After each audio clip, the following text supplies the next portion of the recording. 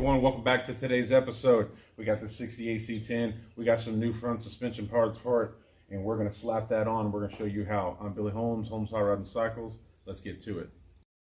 All right, let's start off by looking at what we have here. We have new control arms, ball joints, and bushings and bump stops and different things like that. Now in the last episode, you're probably wondering why you had control arms, you were rebuilding them, what's the deal? We did get new ones. Just to hit on that, once we started rebuilding the old control arms, we started noticing things weren't quite lining up.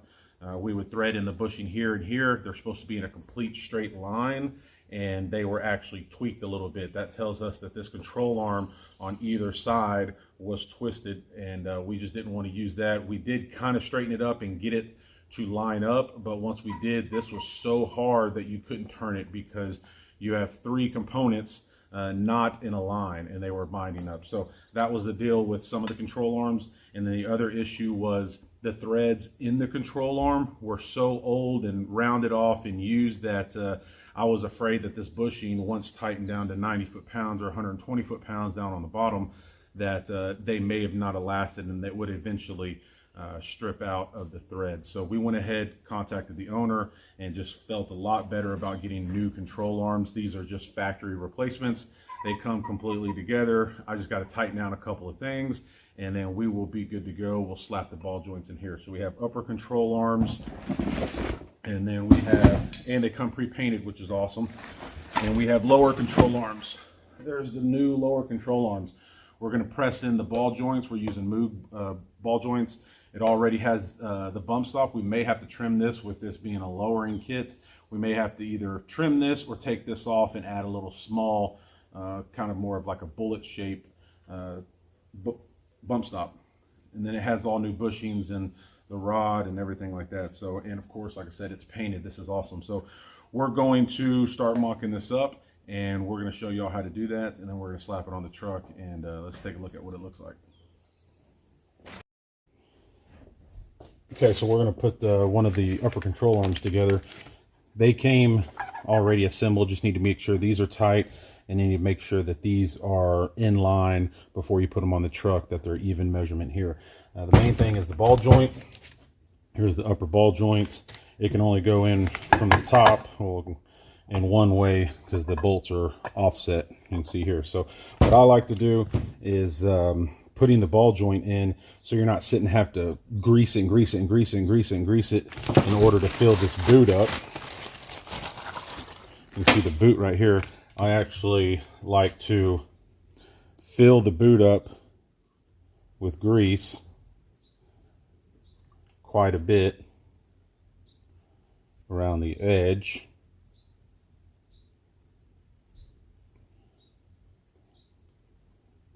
That's just less filling up with a grease gun sitting there pumping it and different things like that. So you can see I kind of filled the boot up, and then once I put the ball joint in, it will smash it down a little bit longer. Take all this off my finger because I don't wear gloves for the most part, but I ruin my towels. Okay. So we're going to put the ball joint in. Like I said, it can only go one way direction wise. Roll this over like this. And then we're going to put that boot. And the boot itself can only go one way as well. You can see that it's offset. Once you do this, it's going to shove some grease out of the top, which is fine. There you go. Just take that extra little grease. Now you're not sitting there for however long pumping grease into the boot. It's already there, and then you can just top it off. All right, now we're going to put the 4 bolts. They come with bolts, come with lock washers. The bolts go, I put them from the top here. And then you'll see on the bottom that it's actually, the holes are notched. You can line them up a lot easier that way. And then lock washer, and then a nut. Go around, get all 4 of them just started and kind of finger tight, and then you can go back and torque it.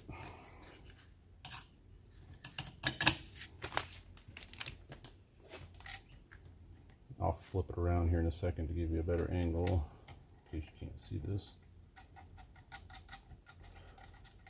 I just usually put 2 in there so I can hold it and move it without it flopping around everywhere. Alright, so there's the top of it. You'll see here 4 holes, of course, and then you got to put the grease zerd in there. I put the grease zerd in last so I don't snap it off doing this kind of stuff. And then here's the 4 bolts. You can see that they're notched. Once you get one of them at least in there, kind of holding both of them together, sandwiched together, they go in really easy. And then whatever your torque spec is for your vehicle or your ball joint, go back and torque it. They're probably going to all be different.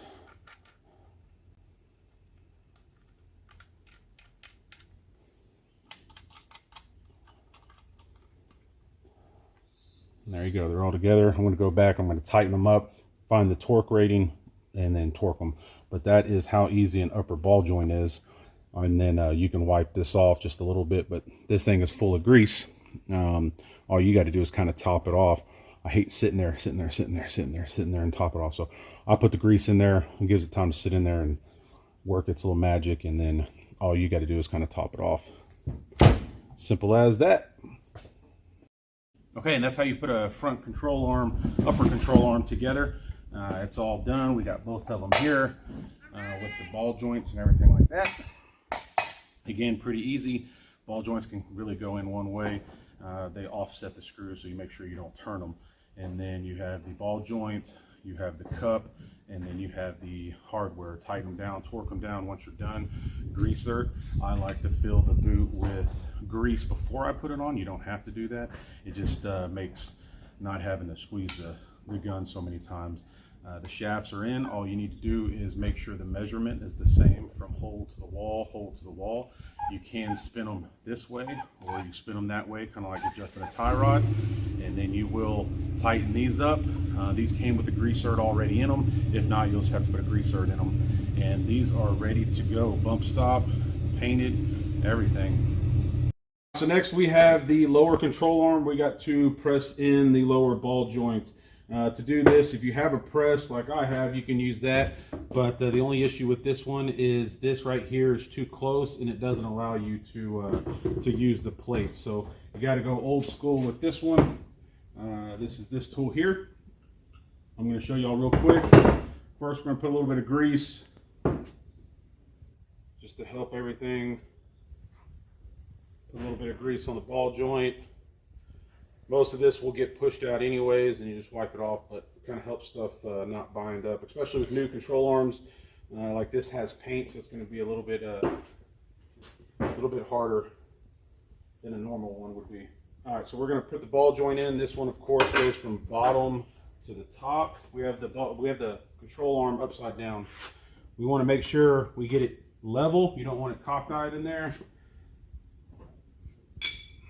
If you don't know how to use these, you can look it up.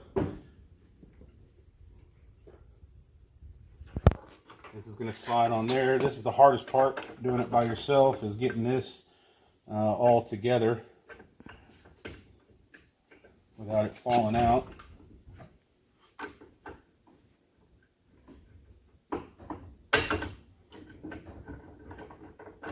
You tighten it up just enough to kind of hold itself. You can realign everything, because you need to make sure that the end of the ball joint is not bound up in this hole, that it has free room to go that way. All right, this is a 13/16. Make sure everything's level. First couple of turns, this is why you have it in a vise. First couple turns, you need to make sure that it's going in straight and not crooked. And then you just turn it in. Every couple of turns, I will check to make sure it's still going in straight and that the end of the ball joint is not bound up and it's free to come through the end of that. Except the press is a lot easier, but the way this bump stop is, I couldn't get it lined up just right. So we're having to go here. If you look here, you can see it going in.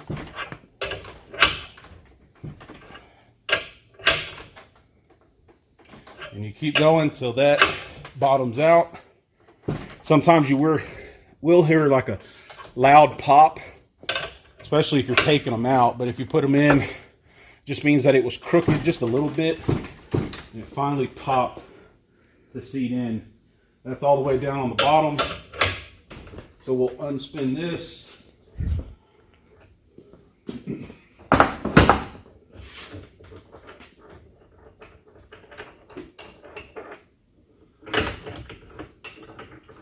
Take that out. We'll flip this over. You can see the ball joint's good. Wipe off the excess grease. And then we're going to put the boot on. The boot looks like this. It has a metal core, so it goes in, but this right here is really tight. And you can see where it won't go down any further. So you need to get a socket like this that it fits, and you hit around the end of it. Do not hit the end of the ball joint itself. And this is basically going to hammer the boot down on the ball joint. Make sure it's level all the way across. Still has room to go down when you put the spindle, and then you can fill it up with grease. And that is how you put a ball joint in a lower control arm. All right, as you can see, we have the control arms ready to go ahead and mount. Just to kind of go over, we put the ball joint on. We do temporarily have this bump stop here. We're not gonna know if we're gonna need it, be able to cut it, or if we're gonna have to go to a smaller one until we get it up here and down on the wheels with the engine to see the actual height of it. On this control arm, I wanted to hit on this shaft here. There are two little set holes. There are pins on the cross member from the factory. This pivot arm here is only going to have one hole. The pin is only on the front. That way you know what control arm is what. Another way to know is the shock. The shock is always going to be in the back on this truck, so that lets you know what control arm to use. The shock is on the back. This pivot arm, for it to sit and hold while it rotates this way, there is a pin. These aftermarket ones have two, so it can go on either side, but the arm itself has to go on a certain side, and that's what this is. So that's what these holes are. We're going to go ahead and get it mounted up with these U-bolts and new hardware, and then start working on getting the spring and the spindle attached to this thing so we can go ahead and wrap this suspension up. All right, I'm going to try to show you exactly how this thing goes on. So we have, when you're doing it by yourself, you can get a jack with a towel underneath it and use the jack to help you hold it up. And then let's focus on here. This shaft is the one that has two basically set holes on it. You want to get it in the saddle and then turn this rod until it locks into place just like that. And then you can get these U-bolts. And the jack is barely just holding it up for you, just so it's giving you an extra set of hands. These U-bolts go up underneath.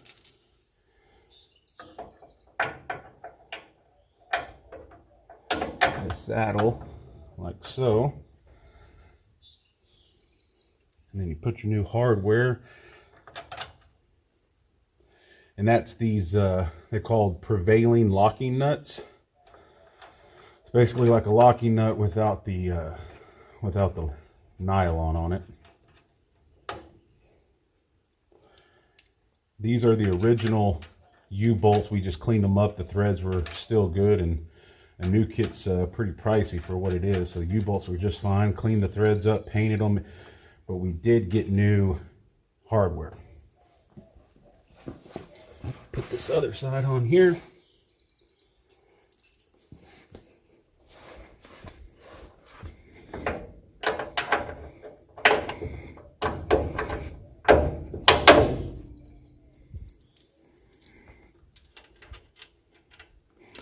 The U-bolts are bent enough where once you get it in the hole, it kind of holds itself.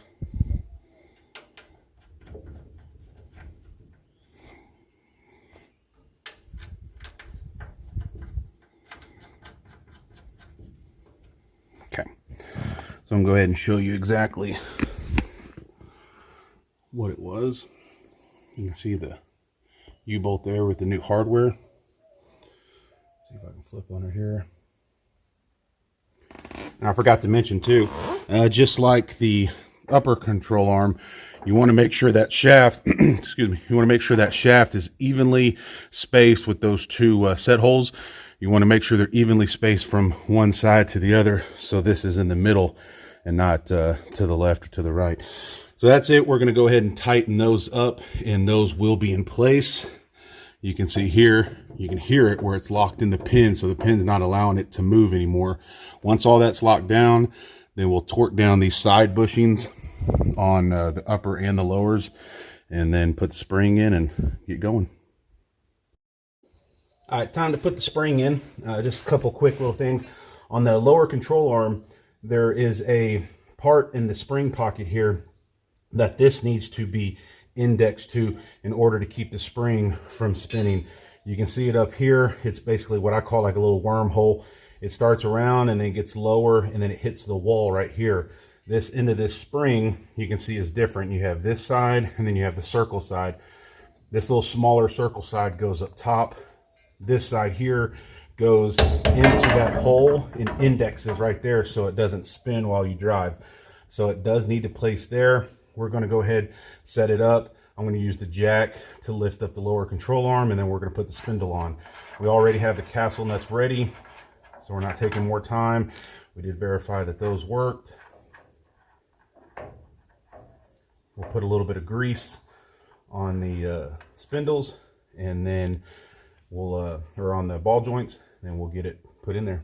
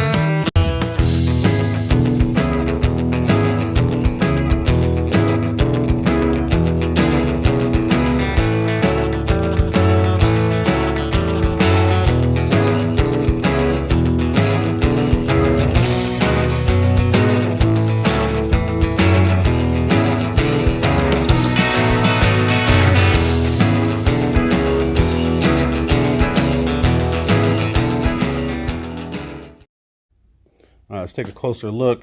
Just brief little recap. We got the lower control arms on with the two U-bolts.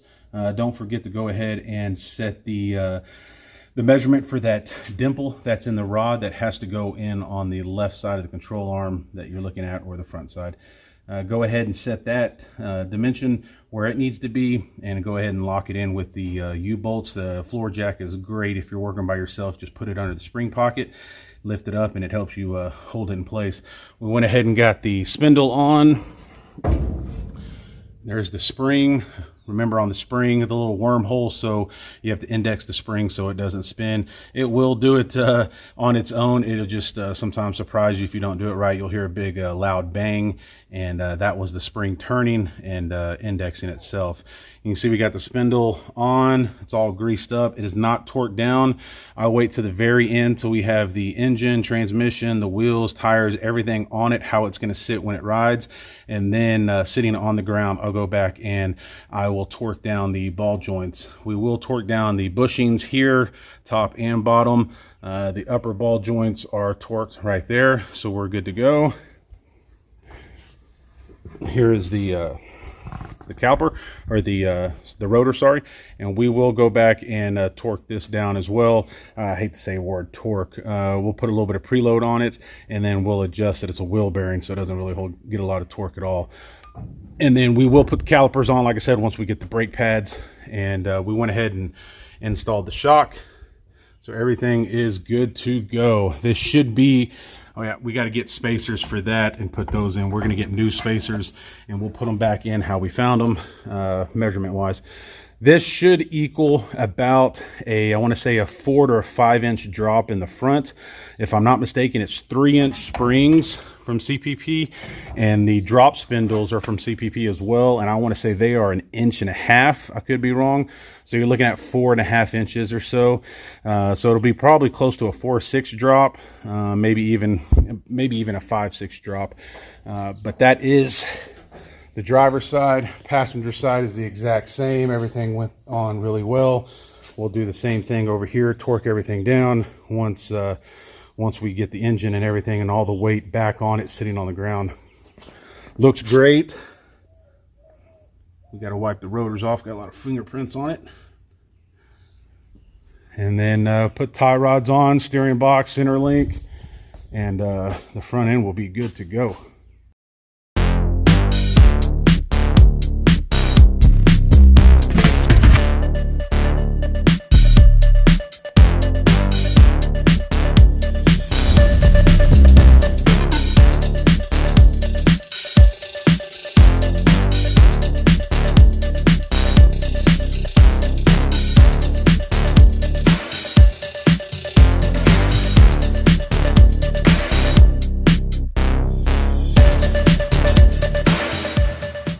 All right, we got the 2 new calipers here. We have painted them black. They just come that regular bare metal color. We did get some new brake pads, a little bit better brake pads than what would have came on them.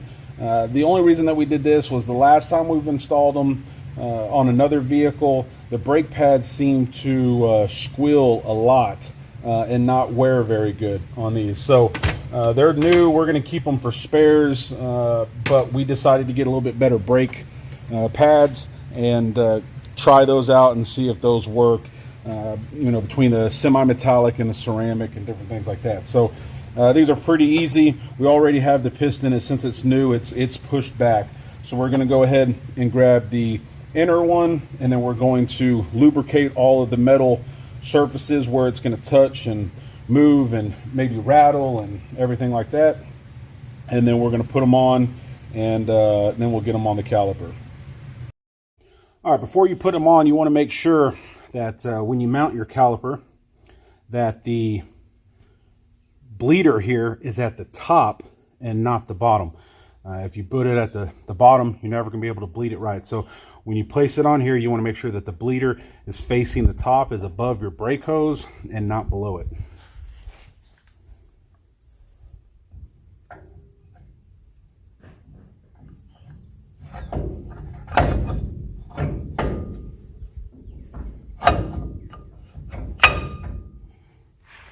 Get it in there. And we're going to go ahead and get these pins. We're going to lubricate the pins. They come in from the back, and then we will torque them down.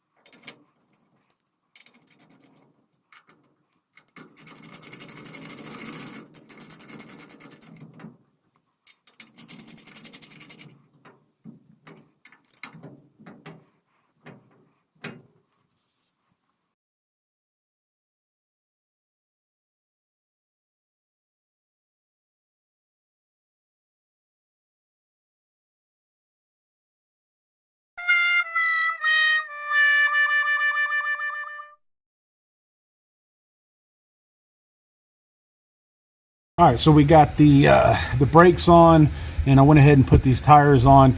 Wanted to show y'all something with the brake hose. So the brake hose that was given to us in the kit is not going to work on this truck. I'm not saying you couldn't possibly get it to work, but we just don't like the way it's looking and in the way it's set up. So this is the hose that we ended up getting. 67, 68, 69, they all came with drum brakes. So that means that the brake lines were ran on the back side of the cross member underneath the transmission, and the retaining clip for the brake hose is on the back side of the cross member. It's about right here, but on the back side. Well, the way the caliper is set up, there was really no way. The brake hose didn't have this fitting on it. It's just a normal square fitting that they gave. There was no way to bend this back and get it lined up with the retaining clip that's back here, that little tab that hangs off, especially with tires. And once you turn it this way, it would rub the tire, it'd rub the frame. Once you turned it this way, it kicked back up on the spindle. It just was not a good way of doing anything. So what we did was, this kit is to basically simulate a 71, 72 C10 that came with disc brakes. So we went ahead and ordered a 72 front brake hose, left and a right. What that does is it has this little fitting here that bends the line out just a tad, and it has this to keep it from going left and right once you lock it down. This gets the hose coming to the front, because on 71, 72, the brake lines and the brake hose tab is on the front side of the cross member. They changed it from the factory. So what we're going to do is find a brake tab. We're going to mount it here once we figure out exactly where this brake hose needs to go. And once that's done, it'll sit here and we'll do the brake lines on the front. That will keep, when you spin once it's, depending on wherever it's at, once you turn this way, it keeps it away from everything, as you see there. And then once you spin back this way, it keeps it away from everything there, as you can see there. So that's the setup. That's just what y'all have to pay attention, especially on the 67, 68, 69 trucks going to disc brakes. You're going to have to switch everything to the front of the cross member and get a factory style brake hose, because what they sent is not going to work. All right, so we're pretty much done with the front suspension. As you saw in this video, we did the control arms, we did the ball joints, we did the springs, the shocks, put the spindle on, the brakes, and now we got the tire on. You saw what we just talked about for the brake hoses, so we're gonna have to wait on that. But it's ready to get down on the ground, so let's see what it looks like.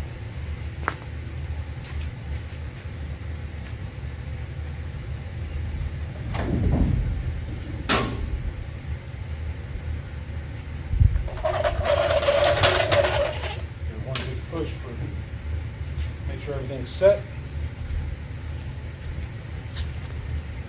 And that is without a motor or transmission in it. Take a look here. It'll sink another probably 1.5 to 2 inches once we put the small block and the transmission in. But that wraps it up for the front cross member and the front suspension. Off camera, we went ahead and replaced the alignment shims with the new control arm locking bolts there. So everything is good. We have to finish up the brake and of course the tie rods once we figure out what we're going to do with the steering box. If we're going to go manual or power, we're going to wait on that. Cross member is complete, man. It looks awesome. Huge difference from when we started out. Practically everything's new, hardware wise, suspension wise, shock. The only thing that we reused, of course, is the frame and the cross member itself. Looks super nice. I'll give you that. Now the back has not been lowered, so you can see it's going to be a little bit higher than it is sitting normally because the back. But that's where we're at with the front. It'll drop another 1.5 to 2 inches. I'm assuming once we drop the back and we put the engine and transmission in it. Give you another look there. All right, that's it for this episode. Knocked out the front suspension, finally got it sitting on all 4 wheels again. Next episode is going to be the brakes. We're hooking up a new master cylinder, power brake booster, and we're going to run new brake lines and take care of that brake hose that we talked about earlier. I appreciate y'all hanging around. If you like this video, please like and subscribe, man. It helps us tremendously, and it'll give you a little notification when we do post a new video. I'm Billy Holmes, Holmes Hot Rod and Cycles, and I'll see y'all later.